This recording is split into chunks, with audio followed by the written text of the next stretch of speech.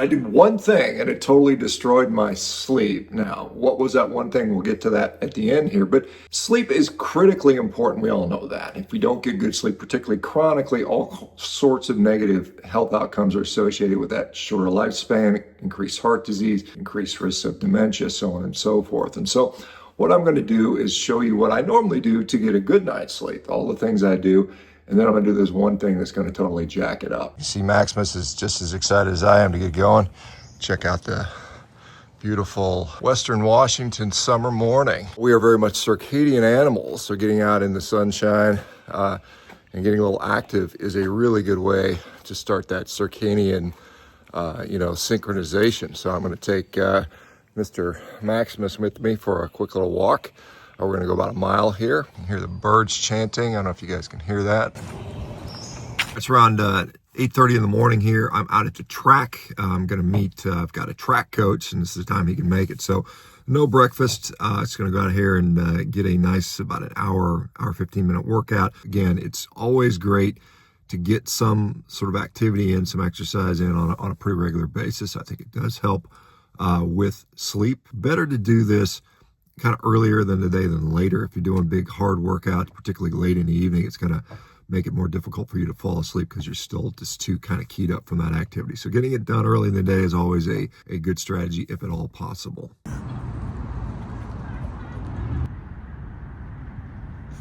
All right, workout complete. Good stuff. Looking forward to getting some food now. All right, so first meal of the day is this. It's a picanha. It's about, I got about a pound left. I cooked it yesterday. I smoked it on the grill, nice and slow, very nice and fatty. I personally prefer to get like most of my protein earlier in the day.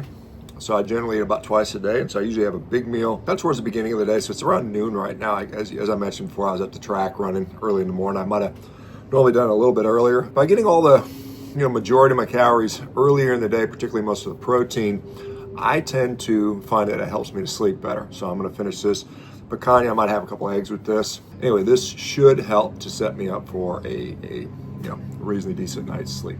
Okay, just got done starting to teach my 12-year-old son to drive, so stress level a little bit higher, but actually he did a really good job. So we're out in the country, so he's driving around some of these country roads. So yeah, generally try to keep things stress reasonably well managed. Life happens. So anyway, we'll see what the rest of the day brings. All right, guys, last meal of the night. Again, this is just that Carnivore ice cream that I've made before. This is a high-fat meal. There's essentially no protein in this. And what it's going to do is it's going to give me enough energy so that I can sleep through the night so I don't wake up hungry. I mean, when our body senses we start running out of energy, we become more aroused, so we can, theoretically go look for food. That's what happens with sleep disturbance. That's why a lot of studies suggest having a small bit of food or energy before bedtime. It can be helpful. Now, it doesn't have a lot of nitrogen in here because there's no protein. Nitrogen is something we have to excrete when we digest that, particularly if we exceed a certain amount. And so you have to get up basically to pee in the middle of the night. So I'm trying to avoid that. So a little bit of energy before bedtime. Like I said, bedtime's still 3-4 hours away. And we have the sauna set up here in the backyard. This is a traditional kind of Finnish, standard heat sauna. Okay, it's a nice balmy, I guess getting close, 180, almost 185, something like that. And so we'll spend about 20-30 minutes in here. So another thing that has been associated with, improved sleep quality is the use of sauna. There are a number of studies out there that show that regular sauna usage can improve both sleep latency and the quality of deep sleep. So I'm gonna go spend a little time in the sauna here just to do something I do, a couple times a week typically. I'm gonna probably hit about 20-30 minutes. 25 minutes done. I'm definitely sweaty. It was about 190, so good stuff. I'm gonna go obviously shower off and get ready to kind of wind down my evening for an evening routine. Okay, final bit of stuff. It's obviously I live up here in Washington, so the sun doesn't go down until about 9:30 or so quite late. So I'm going to sort of turn off the phone, knock out the electronics, I'm gonna get the room temperature down around about 68 degrees and just wind down and hopefully have a good night's sleep. See you tomorrow morning. All right, it's just before 6 a.m. How do we do with the sleep? Well, I actually feel really, really good. Got about 7.5 hours of solid sleep. You can see from this little Snore Lab, Snore Score app. Basically, you know, very, very silent nights, no significant snoring, anything like that, which is usually indicative of a poor night's sleep if you snore a whole bunch. So, again, you know, I woke up basically with the sun. You know, the sun comes up around 5:30 here, so that's about when I woke up, which is basically how it's supposed to be. Not hungry, you know, like I said, a little bit of energy before bedtime or close to bedtime, you know, kept me, you know, not needing to wake up to feel like I need to go eat something. I didn't have to get up to go to the bathroom, so good night's sleep, and just as I predicted. Going to start today with another walk with the dogs, and then we got a big deadlift workout planned for today, so it's good to get a good night's sleep.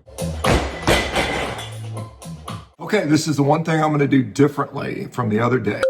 Okay, as I mentioned, sleep is vitally important to your health, and as is overall lifestyle. And I'll just take a moment before we talk about what kind of ruined my sleep, is that our physicians at Revero get all this stuff. And so if you want a team of doctors and health practitioners that get it, they're going to focus on root cause, not just medicate you and mask your symptoms with more pills.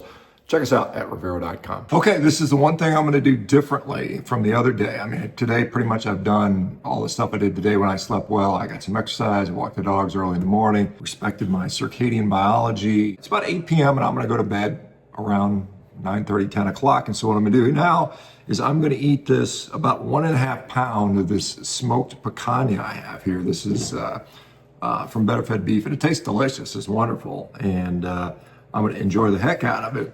But because I'm eating so late, I predict it's going to have negative consequences on my sleep, as it usually does and has done in the past. So we'll see how this affects me.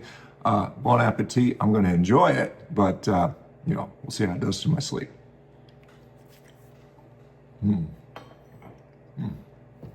Wow, that's good.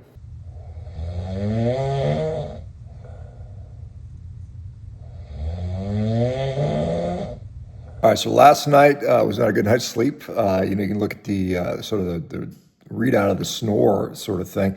I basically snored the entire night. My wife whacked me several times.